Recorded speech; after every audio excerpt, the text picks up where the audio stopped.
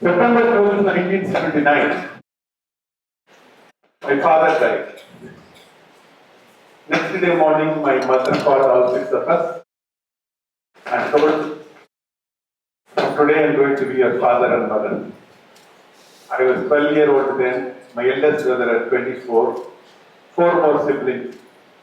I did not get a grasp of what she is trying to say. All I could understand is family is in some kind of trouble. But for the next 35 years, she did exactly that. That's what we learned from our mother. What we all, six of us, the value, the dream of my father and values of my mother, that's what all six of us are made. She ensured not all the six children are not only safe, but also successful. That's when I saw the power of women firsthand. At that point of time, she's 42, we had 2.5 lakhs debt. In a way, we are asset rich, cash poor. She had all the reasons to cry. She had all the reasons to feel helpless. She had all the reason to seek sympathy. She did not do any of the above. She took the life in her hand and showed what courage is all about. The women are conditioned to believe that they cannot do primary role, they can only do secondary role, and that is how the society is constructed. They get married, make couple of babies, after that something happens. It's called theory of missing women. Women disappear from this world and they all do secondary role to their men, and they think women cannot be ambitious, women cannot dream bigger. My wife Beena's refusal to continue as a housewife, which was the beginning of the brand Naturals. Veena could have easily stayed home and glorified herself as a homemaker, or she could have sought a job. She was very persistent. She said, hey, I want to become an entrepreneur. One of the biggest challenges every entrepreneur faces in the beginning is to identify what to do. Irritation is the biggest source of energy. If you are irritated about something, look them over very carefully, there lies an opportunity. We were irritated about the lack of a good quality affordable salon. In 2000, good quality salon was not available. It was available only in 5-star hotels, which were intimidating and unaffordable. On the other end, we had the local beauty parlors and barber shops whose hygiene standards, quality of the people were very poor to say the least. We as a customer could not fit into both. We thought there is a need for a good quality affordable salon. That was the first point. The second challenge every entrepreneur faces is, where do you find the skill? Veena is not a beautician, she is not a hairdresser, she is not a makeup artist. And my knowledge of beauty is even poor. I thought manicure is for feet and pedicure is for hand. So then we hired somebody who was heading the Taj salon, and she in turn hired the rest of the people. And that is how the skill gap we were able to fill. I was in San Francisco airport a few years before, and I was carrying 2 big suitcases. My friend came to pick me up, and I put one of the suitcases in the boot, another I said I will keep it in my lap. He said, don't worry, keep it in the front. I said, how can I keep the suitcase in the front? Anyway, he went and opened the bonnet, I kept the suitcase, and I sat back. That's when I realized it was a Tesla. Only an Elon Musk can think of a car without an engine. The BMW, the Toyotas, and the Mercedes-Benz and all the other car makers can only think of faster engine, more fuel-efficient engine and better engine. They cannot think of a car without an engine. People from outside the industry can alone disrupt it. People from inside the industry can only make incremental progress. We are not from industry, so it is a bliss. We don't know any rules. So we have merrily went and broke all the rules. The third and the most important challenge every entrepreneur faces is, where do I find the money? I favorably call the 3 F's, which is the friends, family and fools. I collected the money from these 3 F's and started the salon in Kadar Navaskan Road with the hope that Veena is going to become self-employed and I am going to make 16,000 rupees a month. I was off right. Veena became self-employed. The 60,000 rupees is not happening. In life and business, first 3 years are difficult. First 3 years are very difficult, and the next 3 years are difficult. First year I made a business of 20 lakh and made a loss of 10 lakh. Second year I made a business of 30 lakh and made a loss of 5 lakh. Third year I made a business of 40 lakh and made a loss of 2 lakh. All my friends and well-wishers told me, you are not good for business, business won't come to you, don't have a B positive blood group and it will not work. They said you are not lucky. I define luck very differently. L-U-C-K. Laboring under correct knowledge. If you labor under correct knowledge, invariably you will be successful. That's exactly what happened in the fourth year. Started making that 40,000 rupees, 50,000 rupees. Opened the second salon, and then it started making 1 lakh. Then I made 2 lakhs, more than 2 lakh, money lost its charm. And that's how the natural early journey began. And today, as I speak in front of you, we are at 1,000 plus salons. We are at 600 plus financially independent women entrepreneurs, 15,000 plus direct jobs. In a way, naturals is looked at as a game changer. The salon industry can be told before naturals and after naturals, and that is the distance we have traveled at this point of time. In the beginning, when the women franchise partners, many of them are the women franchise partners, I'm always very thankful to them. I stand on their shoulder and talk to you at this point of time. And many of them, when they come, they will tell me, I am after all a woman, I don't know anything about business, I don't know anything about money, my husband will help me, my brother will help me, my father will help me, I don't know. And just don't worry, I also don't know, you also don't know. Let's join together and do business. And that's how the journey began. Today I can very proudly call I have created house husbands. My women folks have started making more money than the men. The society is not yet ready. Hell with the society. It is society's problem. Money and power in the hands of good people will build a great country. Money and power in the hands of bad people will destroy a good country. Let me rephrase. Money and power in the hands of men will destroy a good country and a good home. Money and power in the hands of women will build a great home and will build a great country. But the problem is, authorities and responsibilities are never given. It is taken.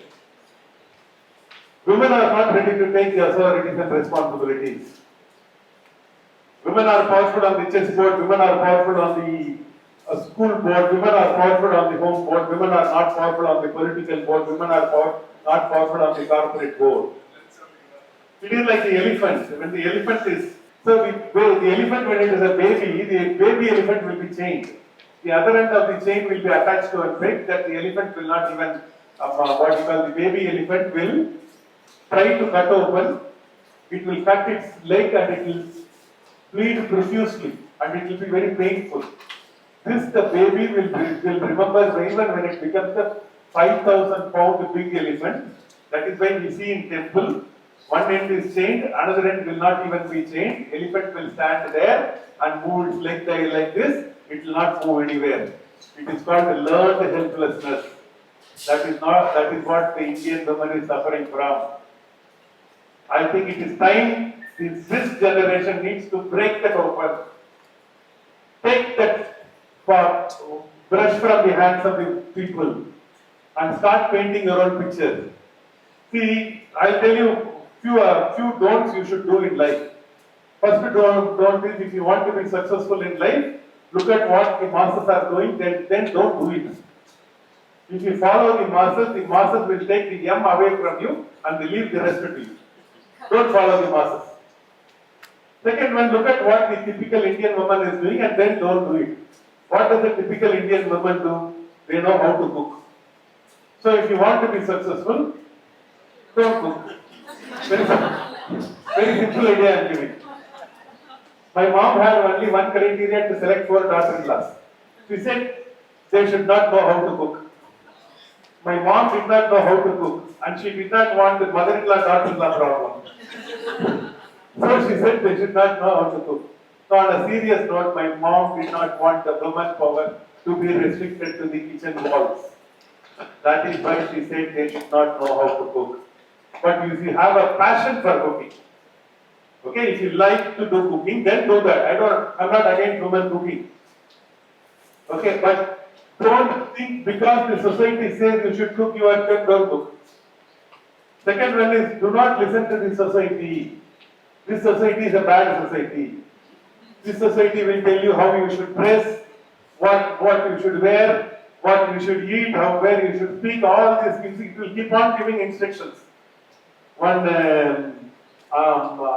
uneducated father will decide which college and which course you should join. One drunkard uncle will decide whom you should get married. One 90-year-old woman, my grandmother who cannot even stand on her own, will decide where you should stand in your house.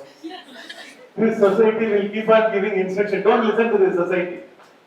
There are when parents who want their daughters to get married, they put one advertisement in the matrimony column, wanted the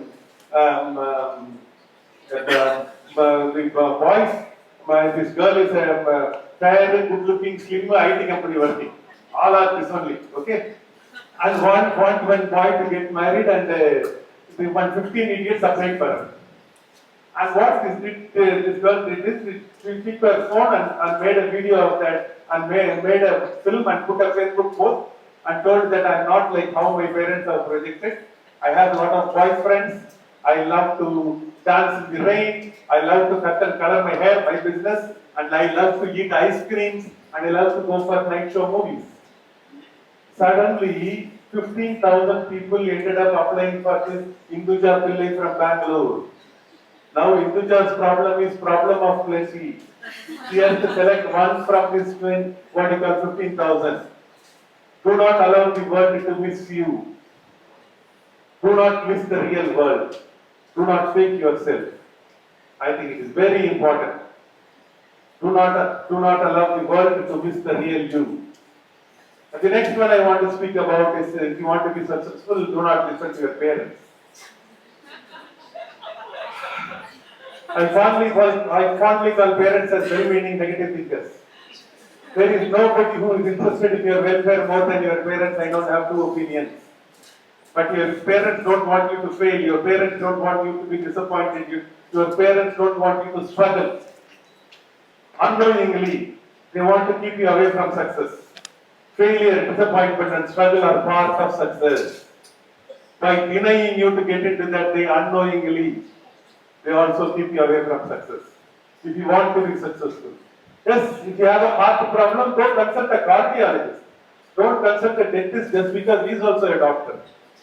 Few of us are lucky to have a parent who knows everything. But many of us are not like that.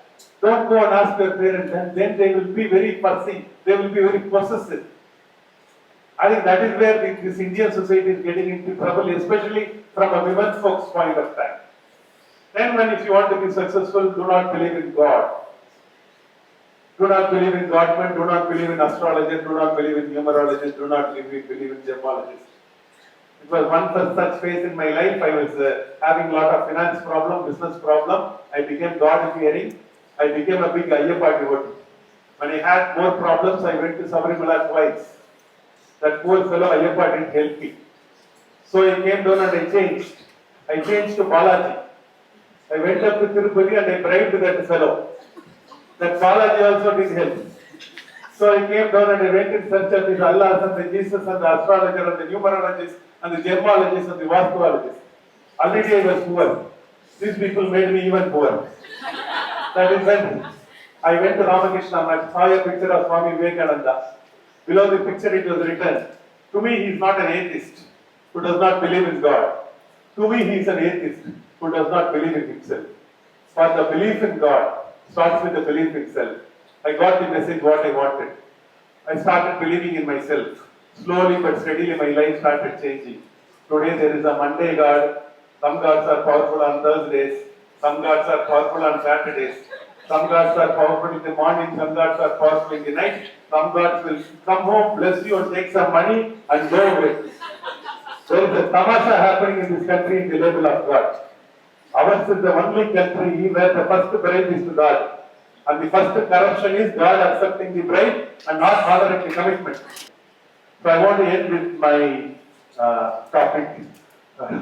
which is we don't think of the confidence, what is natural stands for. Natural stands for, it's not about pedicure, manicure, facial, haircut, hair color. Natural stands for confidence.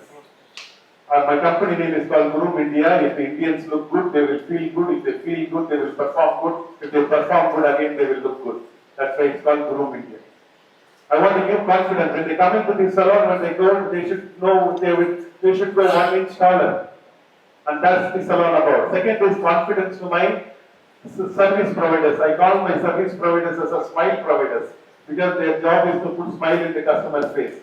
He said, sir, I am in this industry for the past 14 years. First 4 years I was working with my father. My father is called a barber. I worked with him, I was called a hairdresser then. I joined Naturals. I became a hairstylist, then a style director. Today I am a salon director. The way in which I looked at me has changed. The way in which my family looks at me has changed. The way in which the society looks at me has changed. That is when I realized, unknowingly, I touched a taboo activity and organized into a lifestyle business. Today, to give credibility to all my stylists. It's about giving confidence to the women who are financially independent.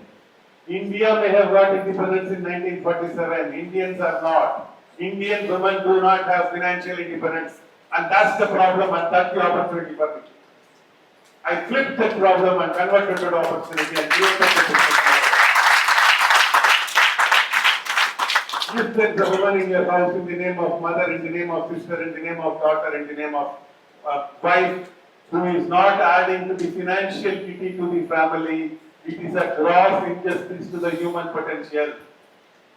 Do not blame the Prime Minister, do not blame the policy maker, do not blame your astrology chart, do not blame God. Take responsibility. Charity begins at home. It's your responsibility to make that woman financially independent, and that's how we build together a beautiful world. Thank you so much and bless you.